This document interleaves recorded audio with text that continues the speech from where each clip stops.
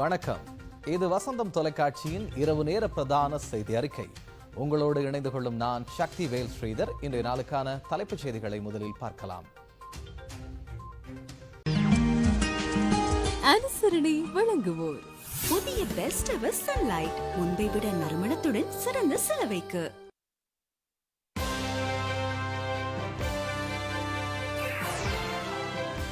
வடக்கிற்கும் தெற்கிற்கும் ஒரே சட்டம், ஜனாதிபதி உறுதி. இளைஞர்களுக்காக ஜனாதிபதியினால் விசேட அறிக்கை. நாட்டை கட்டியெழுப்பும் வேலை திட்டத்தை தெளிவுபடுத்தினார் சஜித். தமிழரசு கட்சியின் தீர்மானம் மாற்றத்துக்கு எதிரானதாக அமைந்தது ஏன்? அனுரகுமார கேள்வி. மஹிந்த ராஜபக்ஷவின் யுகமே அரசியலில் பொற்காலம் என்கின்றார் நாமல். வாக்காளர் அட்டைகள் வீடுகளுக்கே விநியோகம். தூதரகங்களை முற்றுகையிடும் போது தப்பிச் சென்றார் வெனிசுலா எதிர்க்கட்சி தலைவர்.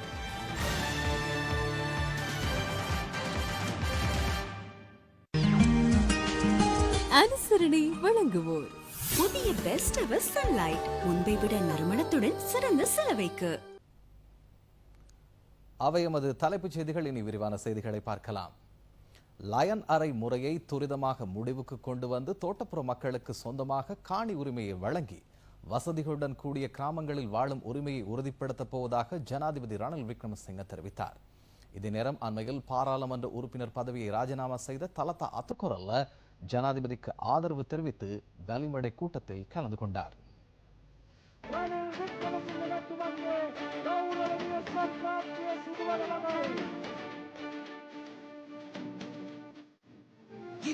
නිවන තුර දකින නුවන මුළු ලොවක් මවිත කෙරුවා.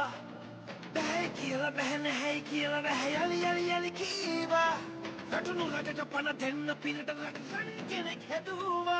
කරදෑර අරන් බල හිසින් තරන් තනි නායකයා ආවා.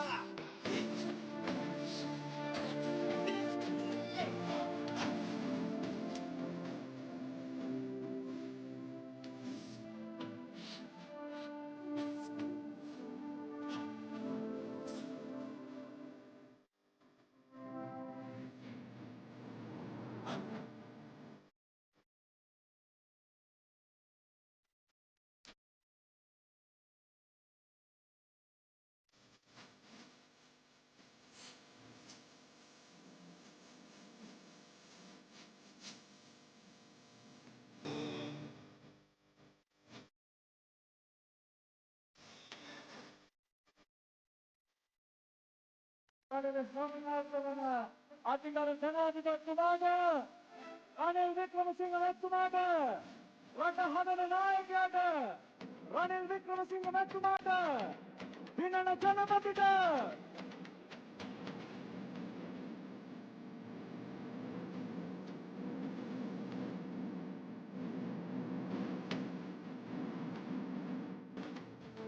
ஜனாதிபதி ரணில் விக்ரமசிங்க கலந்து கொண்ட இயலும் ஸ்ரீலங்கா பொது கூட்டத்தொடரின் மற்றும் ஒரு கூட்டம் வலிமடையில் இன்று இடம்பெற்றது. அக்கூட்டத்தின் போது தலதா அத்துக்கொரல்ல ஜனாதிபதிக்கு ஆதரவு தெரிவித்தார்.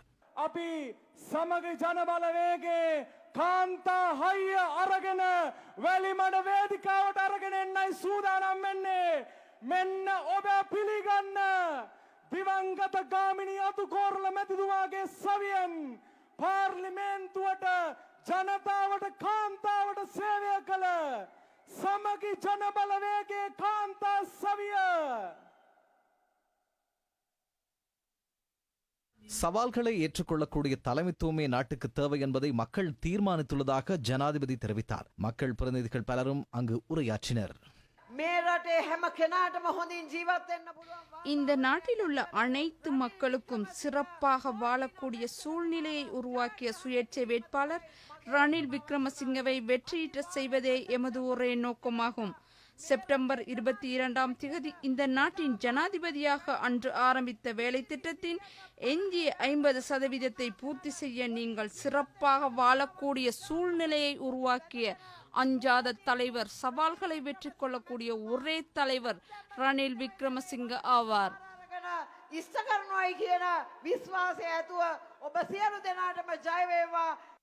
අපි ස්මාර්ට් ඇග්‍රිකල්චර් ගෙන්න එළවලු වගාවට நாம் ஸ்மார்ட் விவசாயத்தை கொண்டு வர மரக்கறி செய்கைக்கு, பழச்செய்கைக்கு, கிழங்கு செய்கைக்கு முதலிடம் வழங்குவோம். பண்டாரவலையில் பாரிய குளிரூட்டல் தொகுதி ஒன்றை அமைப்போம். ஹப்புதலை, பண்டாரவல, ஹாலியல, வலிமட, ஊவா பரணகம மரக்கறி மற்றும் பழ வகைகளை அங்கு பாதுகாக்க முடியும். ஊவாவின் விவசாயத்தை நவீனமயப்படுத்துவோம். நான் 75 ஆண்டுகள் இப்பகுதிக்கு வந்துள்ளேன். அதனால் நான் இன்னும் இப்பகுதிக்கு ஏதேனும் செய்ய வேண்டும். நான் வெள்ளிக்கிழமை மொரவக்கையில் உரையாற்றினேன். சனிக்கிழமை நீங்கள் மொரவக்கைக்கு வருவதானால் பதில் வழங்குமாறு கூறினேன். அவர் பதில் வழங்கவில்லை. அவர் அங்கு வந்து பிணைமுறி பற்றி பேசினார். அது பற்றியும் நான் கூறுவேன். அவர் நோய்வாய்ப்பட்டிருப்பதாக பின்னர் கேள்வியுற்றேன். அவருக்கு துரித சுகம் கிடைக்க பிரார்த்திக்கின்றேன். இங்கு வந்து அவர் அதற்கு பதிலளிக்கட்டும். ஆனால் அவர் அதற்கு பதிலளிக்காவிட்டாலும் நான் யாழில் ஆற்றிய உரைக்கு பதில் வழங்கி இருந்தார். அவருக்கு அதற்கு பதில் வழங்க முடியாது. ஆனால் யாழ்ப்பாண உரைக்கு பதில் வழங்க முடியும். எனது நண்பர் அனுரகுமாரவுக்கு 2 கேள்விகளை முன்வைக்கின்றேன். ஏற்றுமதி பொருளாதாரம் பற்றி பதில் தாருங்கள். 2வது கேள்வி, எமது ஊழல் எதிர்ப்பு வேலை திட்டத்துக்கு ஆதரவு வழங்குவீர்களா அல்லது ஒரு சட்டத்திற்கு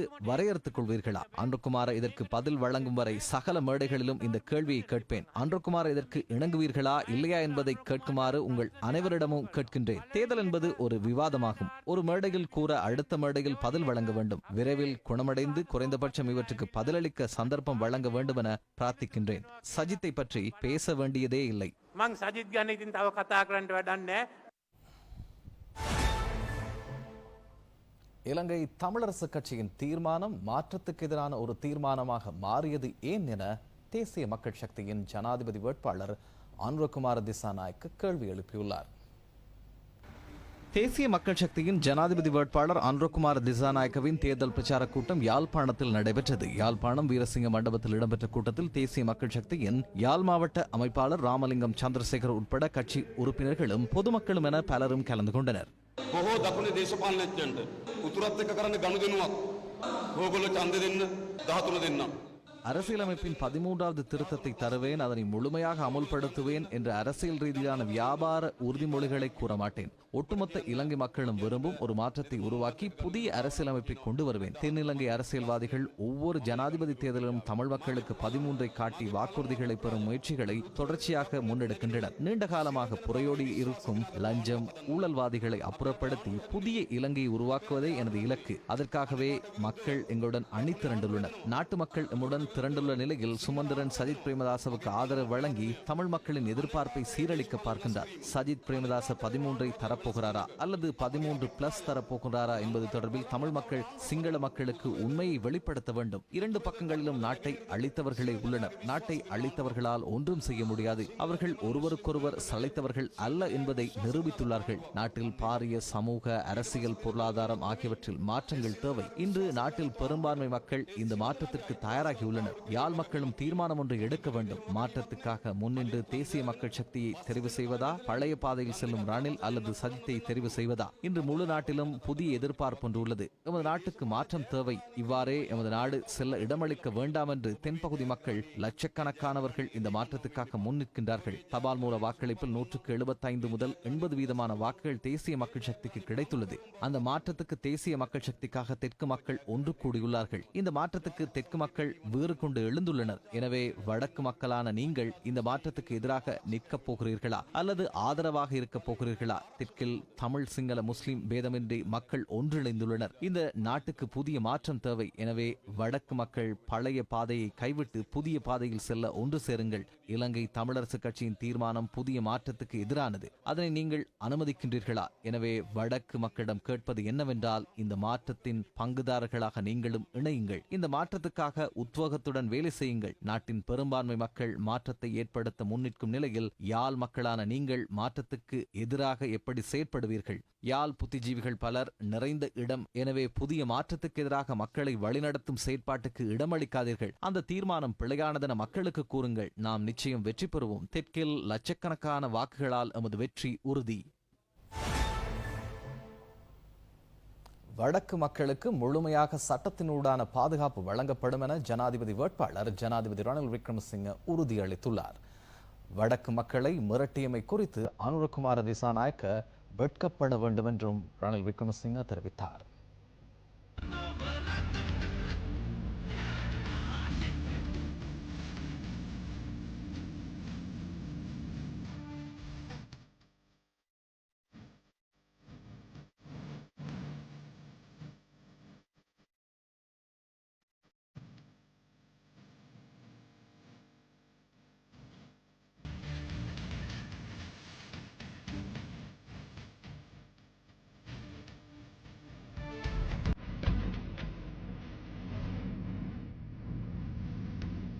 ஜனாதிபதி வேட்பாளர் ஜனாதிபதி ரணில் விக்ரமசிங்கவின் வெற்றியை உறுதி செய்யும் மற்றொரு மக்கள் சந்திப்பு யாழ்ப்பாணம் உடுப்பிட்டியில் இடம்பெற்றது. இங்கு உரையாற்றிய ஜனாதிபதி வடக்கு அபிவிருத்திக்காக அரசாங்கம் ஆரம்பித்துள்ள வேலை திட்டங்கள் தொடர்பில் தெளிவுபடுத்தினார்.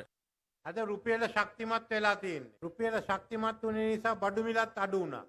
இன்று ரூபா வலுவடைந்துள்ளது, அதனால் பொருட்களின் விலை குறைவடைந்துள்ளது. அன்றிருந்த சுமை என்னவென்பது பெண்களுக்கு தெரியும். நீங்கள் பாரிய துன்பத்தை அனுபவித்தீர்கள், இன்றும் கஷ்டத்திலேயே உள்ளீர்கள். வாழ்க்கை செலவை இன்னும் குறைக்க வேண்டியுள்ளது. இதனை முன்னெடுக்கின்ற போது நாட்டில் மிக முக்கியமானதொரு குழுவை மறந்துவிட முடியாது. அவர்கள்தான் பெண்கள். 3 வேளை சாப்பிடுகின்றீர்களா? 2 வேளை சாப்பிடுகின்றீர்களா? தங்க ஆபரணங்களை அடகு வைத்துள்ளீர்களா? இந்த சகல பிரச்சனைகளுக்கும் நீங்களே முகம் கொடுக்கின்றீர்கள். அதனை நாம் பாராட்ட வேண்டும். நீங்கள் அடைந்த துன்பத்தை நாங்கள் ஏற்றுக்கொள்ள வேண்டும். எனவே அரசாங்கம் என்ற வகையில் பெண்களை வலுவூட்டும் சட்டமூலத்தை சமர்ப்பித்துள்ளோம். பிரதேச சபை மற்றும் மாகாண சபைகளுக்கு பெண் பிரதிநிதித்துவத்தை வழங்குகின்றோம். மக்கள் சபையில் பெண்கள் பிரதிநிதித்துவத்தை அதிகரிப்போம். வீட்டு வன்முறைகளை தடுப்பதற்கு நடவடிக்கை எடுப்போம். அதற்காக ஒவ்வொரு தொகுதியிலும் மகளிர் மத்திய நிலையத்தை உருவாக்கி சட்ட உதவி, மருத்துவ வசதி, ஆலோசனை சேவை உள்ளிட்டவற்றை முன்னெடுப்போம். பணிபுரியும் பெண்களுக்காக பிள்ளை பராமரிப்பு நிலையங்களை அதிகரிப்போம். எனவே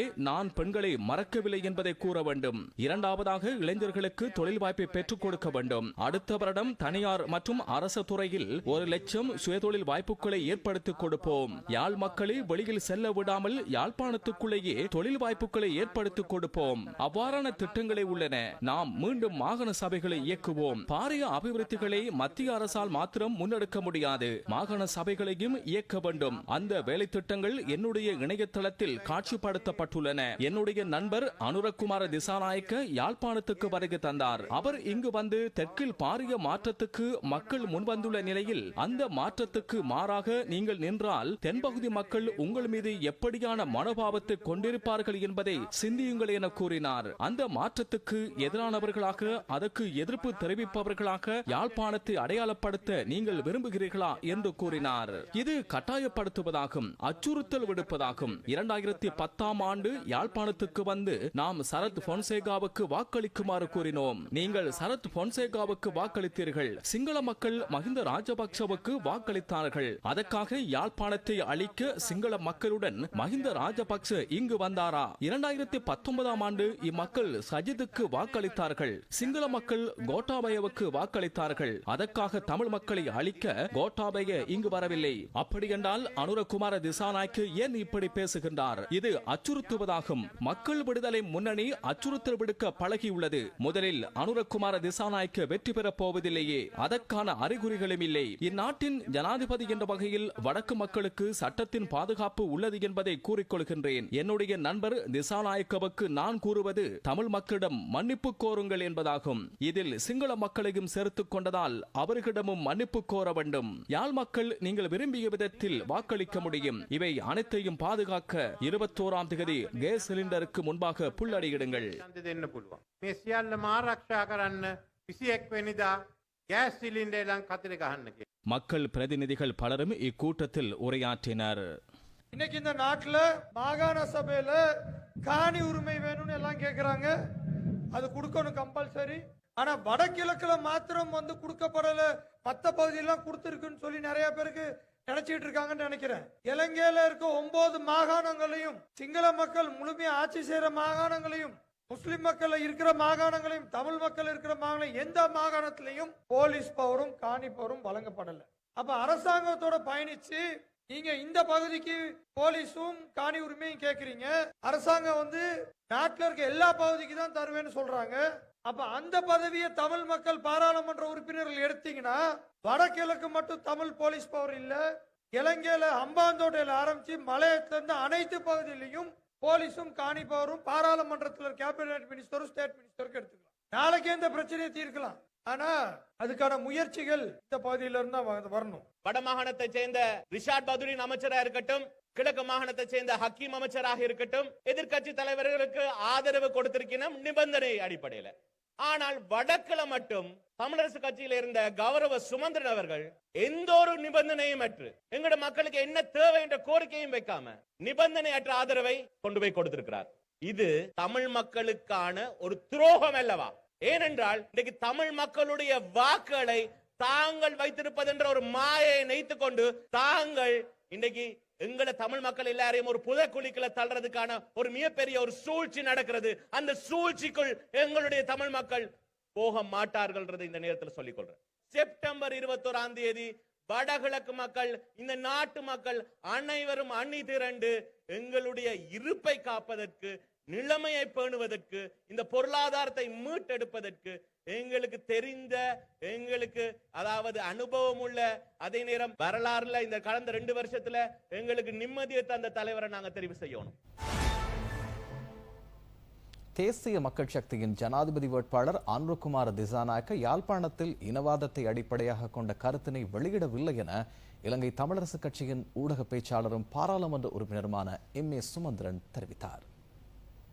ஜனாதிபதி வேட்பாளர் அனுரகுமார திசாநாயக்க யாழ்ப்பாணத்திலே உரையாற்றுகிற போது தெற்கிலே மக்கள் ஒரு மாற்றத்தை ஏற்படுத்துகிற வேளையிலே வடக்கு மக்கள் அதுக்கு ஆதரவாக அதிலே பங்காளிகளாக இல்லாமல் இருக்கிறார்கள் என்ற ஒரு கருத்தை சொல்லியிருக்கிறார். மாற்றத்தை பற்றி பேசுகிற போது நாங்களும் மாற்றத்தை வரவேற்கிறோம். ஆனால் நாங்கள் எங்களுடைய மக்கள் கேட்டுக்கொண்டிருக்கிற மாற்றம் 70 வருடங்களுக்கு மேலாக நாங்கள் சொல்லிக் கொண்டிருக்கிற மாற்றம்.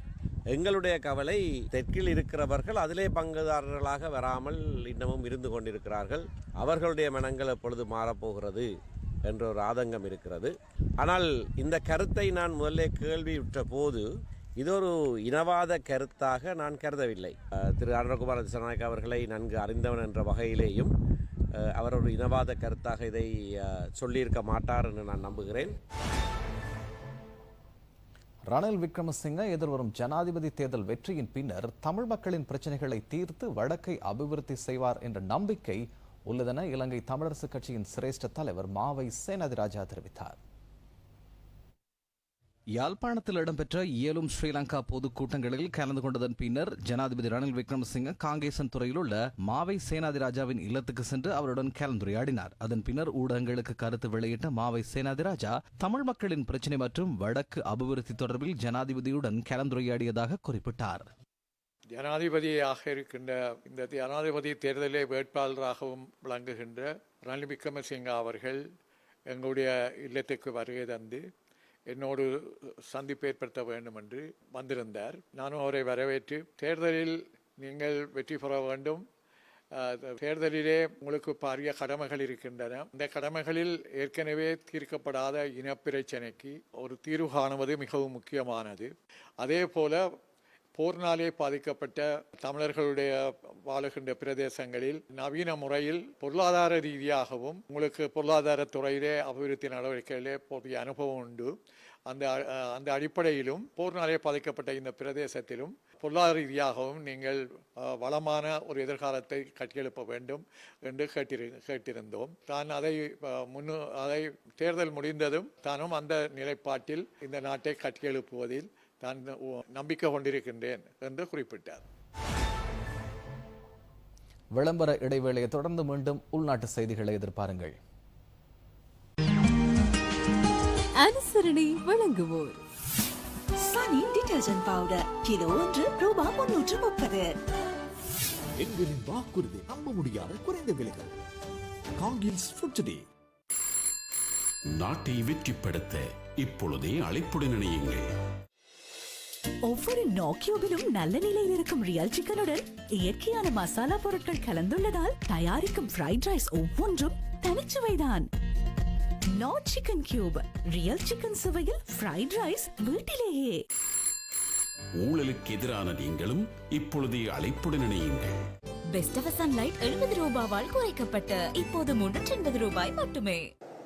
இந்த பூமியில் ஒவ்வொரு மனிதரும் வாழ வேண்டும். அந்த பூமியில் தனக்கென்று ஒரு இடம் வேண்டும். இங்க வாங்க பிள்ளைகளா, எங்களுக்கு இந்த பூமியில உரிமை சொந்தமாவே கிடைச்சிருக்கு பிள்ளைகளா. உரித்தற்ற காணி மற்றும் தொடர்பாடிவாசிகள் 20 லட்சம் பேருக்கு சொந்தமாய உறுதி பத்திரங்கள். கேஸ் சிலிண்டருக்கு நீங்கள் அளிக்கும் வாக்கினால் ரணிலினால் இயலும். உங்கள் சருமத்திற்கு செவிமடுக்கிறீர்களா? சருமம் உலர்ந்தால் நமக்கு மெசேஜ் அனுப்பும், அதாவது ஈரப்பதன் வேண்டும் என்று. உங்கள் சருமத்திற்கு செவிமடுத்து நாளுக்கு 2 முறை புதிய வாஸ்லின் கொண்டு பதிலளியுங்கள். மைக்ரோ டிராப்லெட்ஸுடன் வாஸ்லின் ஜெலி அடங்கிய வாஸ்லின் பாடி லோஷன். புதிய வாஸ்லின் ஈரப்பதனம் ஊட்டச்சத்து நிறைந்த ஆரோக்கியமான சருமத்திற்கு. வாழ்க்கை தரத்தை மேம்படுத்த இப்பொழுதே அழைப்புடன் இணையுங்கள்.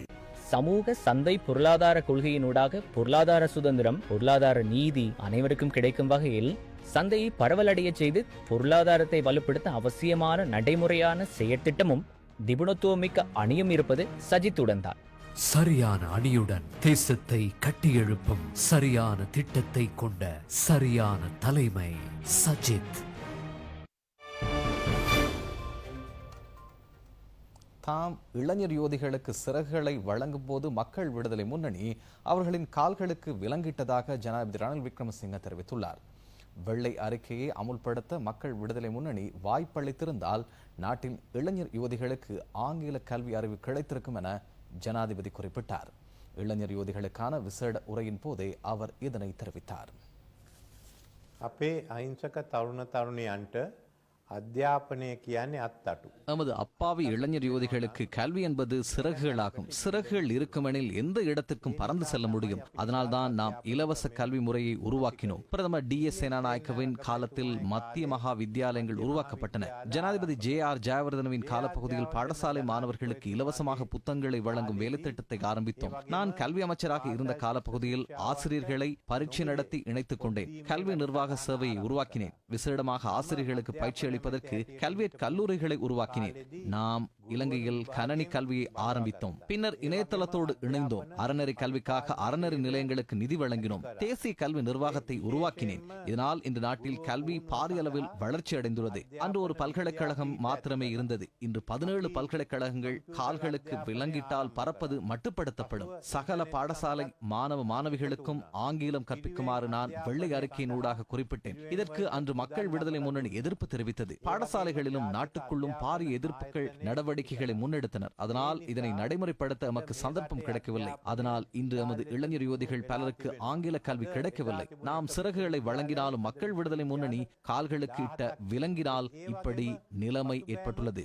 அதேபோல் நாம் பல்கலைக்கழகத்தை மேம்படுத்துவதற்கு கல்வி முன்னேற்றுவதற்கும் 5 முதல் 10 வருட பின்னடைவை சந்தித்தோம். அந்த காலத்தில் உபவேந்தர்களை பட்டுவத்த விதான, ஸ்டான்லி விஜயசுந்தர் ஆகியோரை கொலை செய்தனர். விரிவுரையாளர்களையும் கொலை செய்தனர். அதனால்தான் அநேகமானோர் பல்கலைக்கழகத்தை கைவிட்டு சென்றனர். அதேபோன்று பல்கலைக்கழகத்தில் இணையவும் எவரும் விரும்பவில்லை. அதிபர்கள், ஆசிரியர்கள் என 50க்கும் அதிகமானோர் கொலை செய்யப்பட்டனர். அதேபோல் பாடசாலை கல்வி முறையும் வீழ்ச்சி கண்டது. இதோ இந்த கட்சியினால் நமது கல்வி முறைமைக்கு 10 வருட கால பின்னடைவு ஏற்பட்டது. மக்கள் விடுதலை முன்னணி இந்த அழிவை செய்திருக்காவிட்டால் இன்று எமக்கு மிக சிறந்த கல்வி முறை இருந்திருக்கும். அதனால் தற்போது யார் என்ன சொன்னாலும் பரவாயில்லை என்று இங்கிலீஷ் ஃபார் ஆல் வேலை திட்டத்தின் கீழ் நான் சகலருக்கும் ஆங்கில அறிவை வழங்குவேன் என்று தீர்மானித்துள்ளேன். ඉංග්‍රීසි ෆෝර් ඕල් වැඩසටහනේ යටතේ අපි හැම දෙනාටම ඉංග්‍රීසි දැනුම ලබා දෙන්න අවස්ථාවක් සලසනවා කියලා. ஜனாதிபதி ரணில் விக்ரமசிங்க காத்தான்குடி பதூரியா ஜும்மா பள்ளிவாசலுக்கு சென்று ஆசிர்வாதம் பெற்றுக்கொண்டார். ஏலும் ஸ்ரீலங்கா பொதுக்கூட்டத்தின் மேலும் 2 கூட்டம் கல்குடா மற்றும் ஓட்டமாவடி பகுதிகளில் இடம்பெற்றன. இம்மக்கள் சந்திப்பில் கலந்து கொண்டதன் பின்னர் ஜனாதிபதி காத்தான்குடி பதுரியா ஜும்மா பள்ளிவாசலுக்கு சென்று ஆசிர்வாதம் பெற்றுக்கொண்டார்.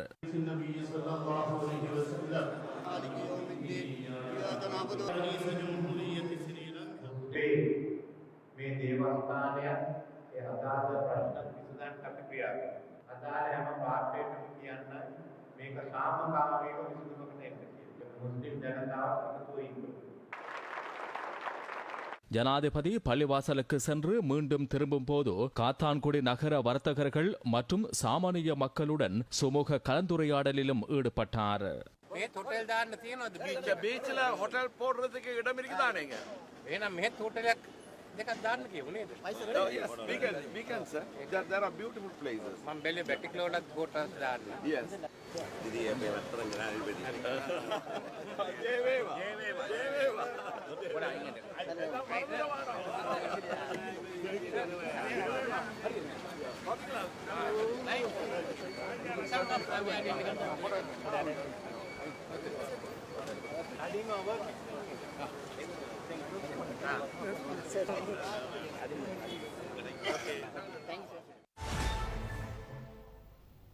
நாட்டை கட்டியெழுப்பும் உரிய கால எல்லையுடன் கூடிய வேலைத்திட்டம் ஐக்கிய மக்கள் கூட்டணியிடமே உள்ளதென ஜனாதிபதி வேட்பாளர் எதிர்க்கட்சி தலைவர் சஜித் பிரேமதாச தெரிவித்தார்.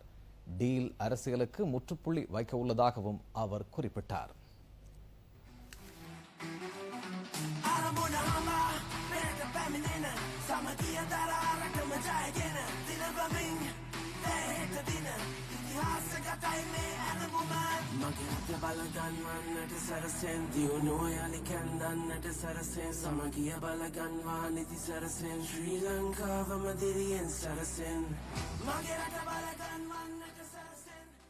சஜித் பிரேமதாசவின் வெற்றியை உறுதி செய்வதற்காக ஏற்பாடு செய்யப்பட்ட மற்றொரு மக்கள் சந்திப்பு கொலன்னாவையில் இடம்பெற்றது. இதில் உரையாற்றும் போதே சஜித் பிரேமதாச இதனை குறிப்பிட்டார். ஐக்கிய மக்கள் கூட்டணியின் பிரதிநிதிகள் பலரும் இதில் கருத்து வெளியிட்டனர்.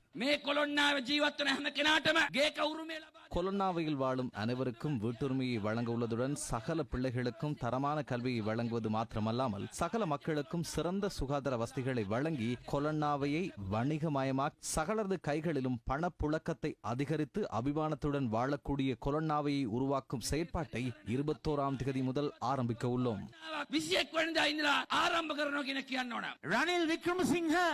ரணில் விக்ரமசிங்க, அனுரகுமார திசாநாயக்க அந்த அரசியல் இணைப்பின் ஒரே நோக்கம் சஜித் பிரேமதாசவை தோல்வியடைய செய்வதாகும். அதற்கு காரணம் நாட்டுக்கு சேவை செய்து விடுவார் என்ற பயம். இருவரும் வாழ்வது நாட்டின் பிரச்சனைகளுடன். இருவரிடமும் நாட்டை கட்டியெழுப்பும் வேலை திட்டம் இல்லை. ரணில் அனுர ரகசிய ஒப்பந்தம் புதிய திரைப்படம் மக்கள் முன்னிலையில் இப்போது காட்சிப்படுத்தப்படுகிறது. மக்கள் விடுதலை முன்னணி தலைவரிடம் நான் கேட்பது ரணில் விக்ரமசிங்கவுக்கு ஏதேனும் பதவி வழங்குவதற்கான டீல் உள்ளதா என்பதாகும். அதேபோல் ரணில் விக்ரமசிங்கவிடம் கேட்பது அந்த நல்லாட்சி அரசாங்க போன்று அனுரகுமார திசாநாயக்கவை கவனிப்பதற்கான திட்டங்கள் எதுவும் இருக்கின்றனவா என்பதாகும். இந்த டீல் அரசியலுக்குள் இலங்கை அரசியல் கலாசாரம் நிரம்பியுள்ளது. மிக சிறந்த கொள்கையை அடிப்படையாக வைத்த அரசியல் கலாசாரம் ஐக்கிய மக்கள் சக்தி மற்றும் ஐக்கிய மக்கள் கூட்டணியிடமிருந்தே உருவாக்கம். ஜீவனோபாய அபிவிருத்தியை முன்னெடுத்து IDH வைத்தியசாலையை உயர்தரத்துக்கு கொண்டு வந்து இலங்கை முழுவதிலும் வீடுகள் அமைக்கும் வேலை திட்டத்தை கொழும்பு மாவட்டத்தின் கொலன்னாவிலிருந்து செப்டம்பர் 21ஆம் தேதியின் பின்னர் ஆரம்பிப்போம்.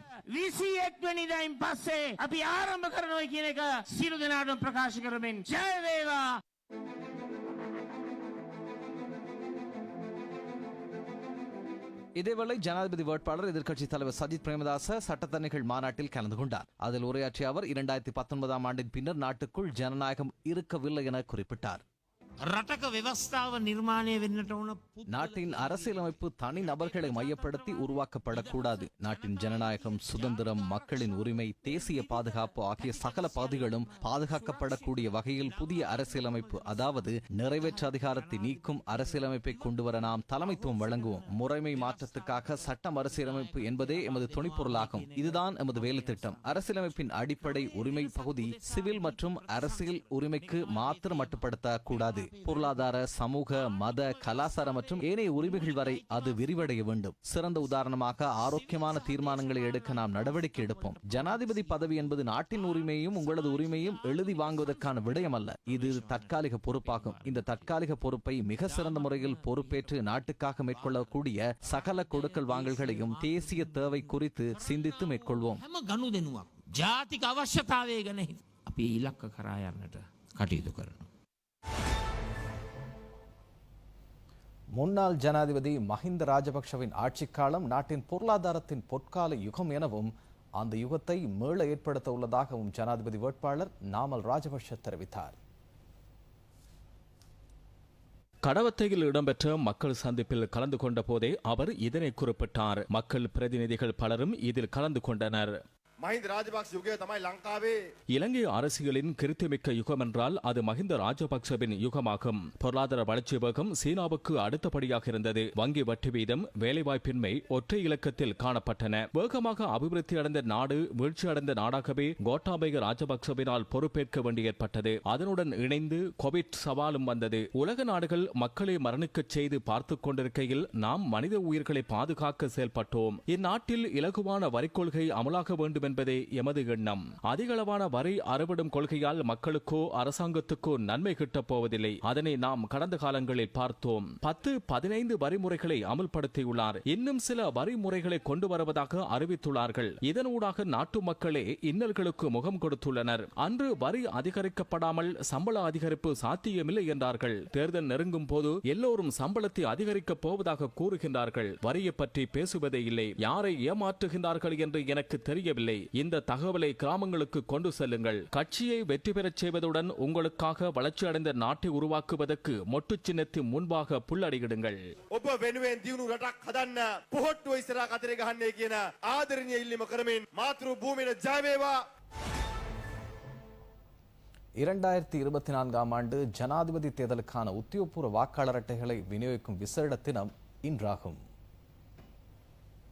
முற்பகல் 8 மணிக்கு ஆரம்பமான உத்தியோகபூர்வ வாக்காளர் அட்டை விநியோகம் மாலை 6 மணி வரை இடம்பெற்றது. கடந்த 3ஆம் தேதி உத்தியோகபூர்வ வாக்காளர் அட்டை விநியோகம் ஆரம்பமாகியது. இதுவரை 30 லட்சம் பேருக்கு உத்தியோகபூர்வ வாக்காளர் அட்டைகள் விநியோகிக்கப்பட்டுள்ளதாக பிரதி தபால் மா அதிபர் ராஜித ரணசிங்க தெரிவித்தார். இன்று ஞாயிற்றுக்கிழமையாக இருந்த போதிலும் உத்தியோகபூர்வ வாக்காளர் அட்டை விநியோக விசேட தினமாக காணப்பட்டது. உத்தியோகபூர்வ வாக்காளர் அட்டை விநியோகம் எதிர்வரும் 14ஆம் தேதி வரை இடம்பெறும்.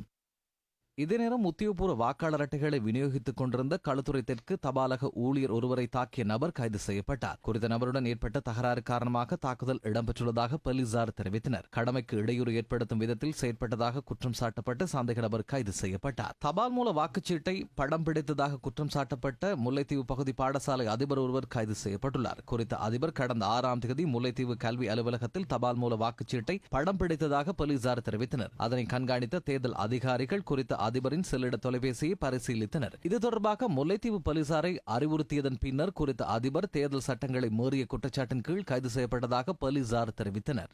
மட்டக்களப்பு மாவட்டத்தில் உள்ள சகல அஞ்சல் அலுவலகங்களின் ஊடாகவும் கடந்த 3ஆம் தேதி முதல் வாக்காளர் அட்டை விநியோகம் இடம்பெறுகின்றது. இதுவரை வாக்காளர் அட்டை கிடைக்காத வாக்காளர்களுக்கு வீடுகளுக்கு சென்று வாக்காளர் அட்டை விநியோகிக்கும் பணிகள் முன்னெடுக்கப்படுகின்றன. வாக்காளர் அட்டை கிடைக்காதவர்கள் தமது அடையாளங்களை நிரூபித்து மாவட்ட அஞ்சல் திணைக்களத்துக்கு சென்று அவற்றை பெற்றுக்கொள்ள முடியும் என மட்டு மாவட்ட தேர்தல் அலுவலக பிரதி ஆணையாளர் எஸ் சூஃபியான் தெரிவித்தார். இதேவேளை ஜனாதிபதி தேர்தல் தொடர்பான முறைப்பாடுகள் 2863 அதிகரித்துள்ளது. தேசிய தேர்தல் முறைப்பாட்டு முகாமைத்துவ நிலையத்துக்கு 1041 முறைப்பாடுகளும் மாவட்ட தேர்தல் முறைப்பாட்டு முகாமைத்துவ நிலையத்துக்கு 1822 முறைப்பாடுகளும் கிடைத்துள்ளதாக தேர்தல்கள் ஆணைக்குழு தெரிவித்துள்ளது. இம்முறைப்பாடுகளுள் 2755 முறைப்பாடுகள் தேர்தல் சட்ட விதிகளை மீறியமை தொடர்பிலானவை எனவும் அறிவிக்கப்பட்டுள்ளது.